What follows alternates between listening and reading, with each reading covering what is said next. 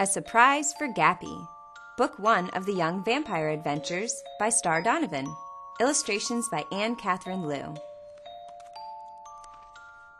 Chapter 1. A Face Full of Paint. Apart from merrily driving his parents mad with his favorite habit of whistling between his top front teeth, 9-year-old Gappy was really a very nice boy, despite having a really dumb name. In a moment of silliness, Cuthbert and Lavinia Grapple had named their baby son Gustavus, and, well, who could live with a name like that?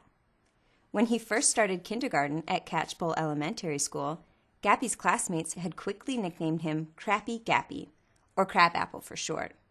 When he reached the 2nd grade, lost his top front teeth, and discovered he could whistle through the gap, they shortened his name again to just Gappy. Though not very flattering, it was still a big improvement on Gustavus Grapple. Gappy was tall and skinny with very pale skin and longish black hair that was forever flopping down over his forehead and into his blue eyes. His best friend was a short, red-haired girl named Prue, who lived a few blocks down the street from Gappy's house. Her face and arms were covered with ginger-colored freckles, and the other kids called her Carrots because of her flaming red hair and eyebrows. One of the reasons he and Prue got along so well, thought Gappy, trotting up the steps to school and trying to blow a humongous bubble with his watermelon bubble gum, was because she also had the misfortune of having a really dumb name, Prudence Pottage.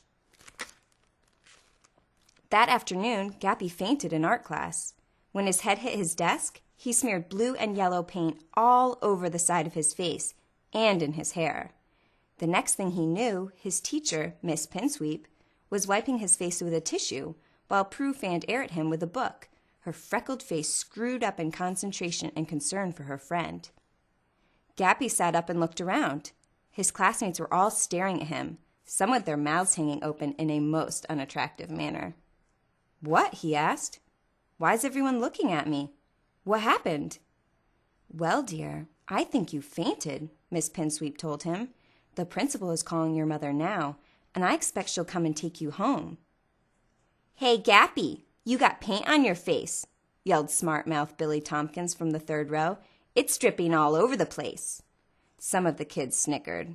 "That's enough, William," snapped Miss Pinsweep.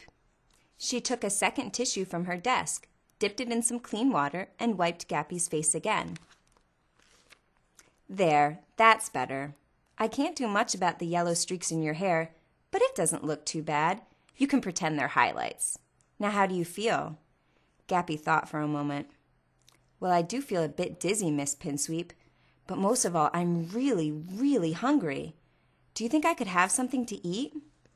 "Here, Miss Pinsweep, I have some cookies," called Rebecca Jones from the back of the class. She jumped up, her mousy-colored braids swinging wildly as she enthusiastically waved a paper bag in the air. It had a hole in the bottom, and crumbs sprayed out all over her desk. "Thank you, Rebecca," said Miss Pinsweep, smiling at her eagerness. "Please bring them here, and then you can clear up those crumbs." Gappy munched the 2 chocolate chip cookies he found in the bag, but the hungry feeling did not go away. His stomach felt like it was flopping about like a fish out of water, and at one point gave such a loud rumble that everyone heard. It was very embarrassing. "Goodness, Gustavus!" exclaimed Miss Pinsweep. "I guess you must be hungry.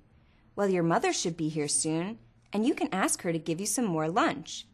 Soon Gappy's mom arrived and stood just inside the classroom door, fiddling with the belt on her smart gray skirt and looking around for the teacher. "Ah, Miss Grapple, there you are," Miss Pinsweep called to her.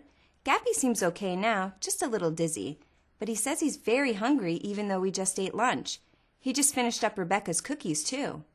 "Thanks, Miss Pinsweep," Lavinia Grapple said. She smiled and held out her hand. "Come on, Gappy, let's take you home, shall we?" Gappy stood up carefully. He did feel quite wobbly and empty and was glad he could go home. Prue put his homework in his book bag for him and gave it to Mrs. Grapple, and then Gappy and his mom walked down the corridor and out the big front doors of the school. Visit Gappy at www.gappy.tv.